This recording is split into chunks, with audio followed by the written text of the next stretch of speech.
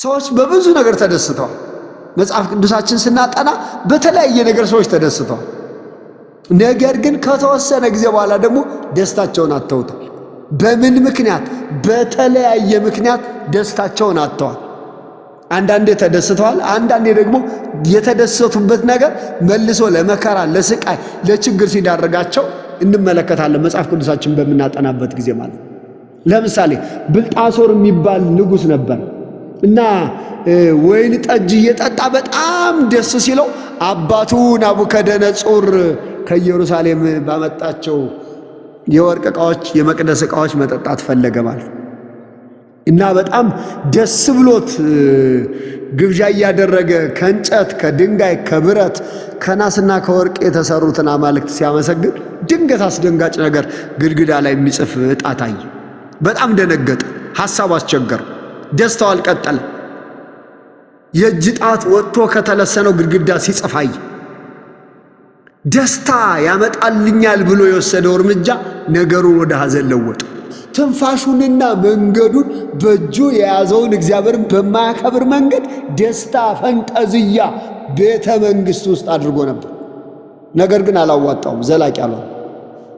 ወገኖች የኔና የእናንተ ደስታ የሚቀጥለው በእግዚአብሔርና በእግዚአብሔር ብቻ ስንደሰት፣ በእግዚአብሔር ደስታችን እግዚአብሔርና እግዚአብሔር ካልሆነ፣ እግዚአብሔር ብቻ ካልሆነ፣ እግዚአብሔር ብቻ ካልሆነ የደስታችን ምንጭ ሌሎቹ ነገሮች በሐዘን ልባችንን ሊሰብሩት ይችላሉ።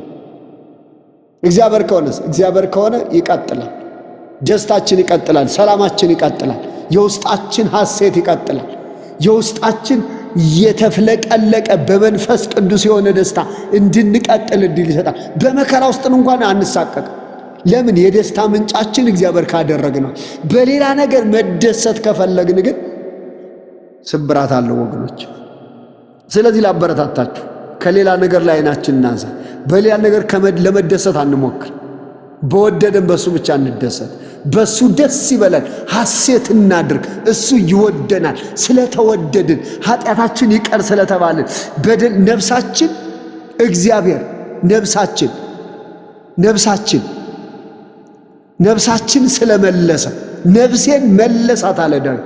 ነፍሳችን ከጥፋት ስላዳነ፣ በልጁ በኩል ስለተቀበለን፣ ኃጢአታችን ይቀር ስላለን፣ ልጆቼ ብሎ ስለጠራን፣ ከጨለማ ወደሚደነቅ ብርሃን ስላፈለሰን በዚህ ደስ ይበል።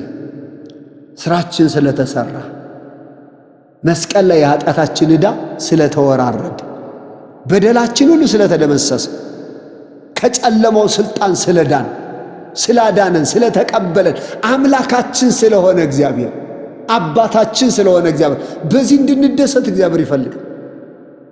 ይሄ የደስታ ምንጫችን እንዲሆን እግዚአብሔር ይፈልጋል ወገኖች። ስለዚህ እኔና እናንተ ቋሚ የደስታ ምንጫችን ማድረግ ያለብን የሰራዊት ጌታ እግዚአብሔር ነው። የሰራዊት ጌታ እግዚአብሔር የደስታ ምንጫችን እንዲሆን፣ በሱ ብቻ እንድንደሰት እግዚአብሔር ይፈልጋል ወገኖች። ሰዎች በብዙ ነገር ሊደሰቱ ሞክረዋል፣ ግን አልሆነም፣ አላዋጣቸው።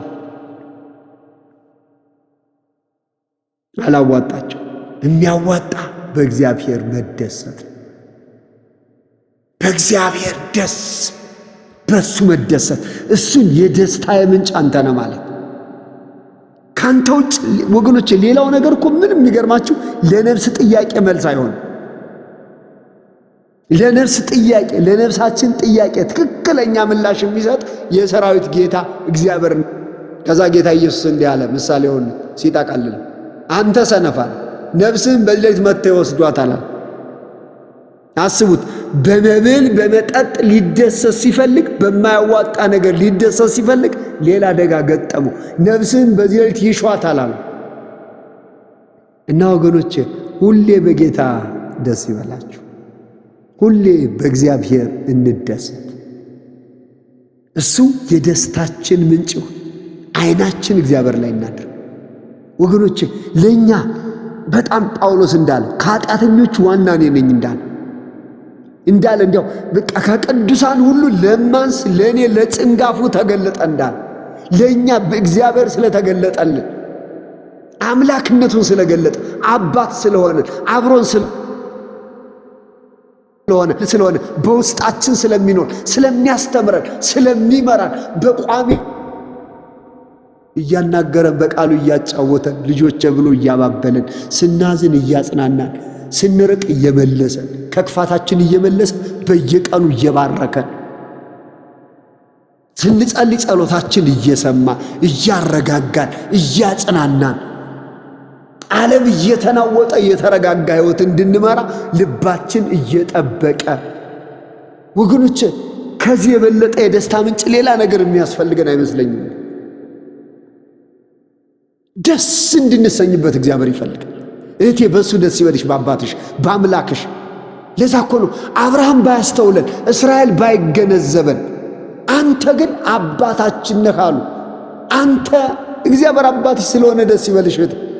እግዚአብሔር አባትህ ስለሆነ አምላክህ ስለሆነ ስለወደደህ ኃጢአትን ይቅር ስላለ ነፍሴ ያለ ዳዊት ነፍሱን ሲሰብካት ነፍሴ እግዚአብሔር ባርኪ፣ ደዌሽን ሁሉ የሚፈውስ ኃጢአትሽን ሁሉ ይቅር የሚል ምኞትሽን ከበረከቱ የሚያጠግባት እሱ ስለሆነ እሱም ባርኪው፣ በሱ ደስ ይበልሽ፣ ወደ ረፍትሽ ተመለሽ፣ ወደ እሱ ተመለሽ ይላታል። ነፍሱን ይሰብካታል ዳዊት ወገኖች። ስለዚህ ላበረታታችሁ በጌታ ደስ ይበላችሁ። በሰማይና በምድር ጌታ በእሱ ደስ ይበላችሁ፣ በእሱ ደስ ይበል። እንዴት እናደርጋለን? ኑ በእግዚአብሔር ደስ ይበላል። እና መጽሐፍ እንደዚህ ይላል፣ እግዚአብሔርን ፈልጉ ትጸኑማላችሁ። ሁልጊዜ ፊቱን ፈልጉ፣ በቅዱስ ስሙ ተጓደዱ። እግዚአብሔርን የሚፈልግ ልብ ደስ ይበለው፣ ደስ ይበለው። እግዚአብሔር የሚል ሰው ደስ ይበለው። እግዚአብሔርን የሚፈልግ ልብ ደስ ይበለው። ደስ ይበላችሁ በሰራዊት ጌታ በእግዚአብሔር ወገኖች፣ ደስ ይበለን በሱ። ለሌላ ነገር በራ እንክፈት። ቋሚ ደስታችን የማይነጥፍ የሚሆነው ትኩረታችን እግዚአብሔር ላይ ስናደርግ ብቻ ነው። እንደ ነብዩ ዙሪያችን አይተነው ጭር ሲል በጌታ ደስ ይበለን። አንተ ትልቅ አምላክ ስላለህ፣ አንተ የዘላለም አባት ስላለህ፣ በዘላለም ፍቅር የወደድከኝ አንተ ስላለህ፣ ስለዚህ በአንተ ደስ ይለኛል፣ ሐሴት አደርጋለሁ፣ አንተን አመሰግናለሁ፣ ባርካለሁ እንበለው። እግዚአብሔር ለጠላታችን መርዶ እንንገረው። ሰይጣን ሁሌ የሚያሳየን መሰላችሁ ክፍተታችን ነው የሚያሳየን። ካለን ይልቅ የሌለንን ነገር ነው የሚያመላክተው። ብዙ ነገር እያለን ምንም የሌለን ያስመስለናል። ግን የማይነጥፍ የመንፈስ ደስታ የመንፈስ ሰላም የሰጠን የሰራዊት ጌታ እግዚአብሔር ስላለ በቋሚነት በሱ እንደሰታለን። በሌላ ነገር አንደሰት፣ ሌላ ነገር ላይ አንለጠፍ፣ ሌላ ነገር ላይ አንንጠለጠል። የደስታ ምንጫችን የሰማይና የምድር ንጉሥ እግዚአብሔርና እግዚአብሔር ብቻ እንዲሆን እግዚአብሔር ይፈልጋል። ወገኖች በሱ ደስ ይበለን። ሌላ ደስታ ፍለጋ ወደ ቀኝ ወደ ግራ እንበል። ለነፍሳችን ትክክለኛ የደስታ ትክክለኛ የእርካታ ምላሽ የሚሰጣት እግዚአብሔርና እግዚአብሔር ብቻ ነው። ሌላ ነገር ነፍሳችን አያሳርፋትም፣ ነፍሳችን አያስደስታትም።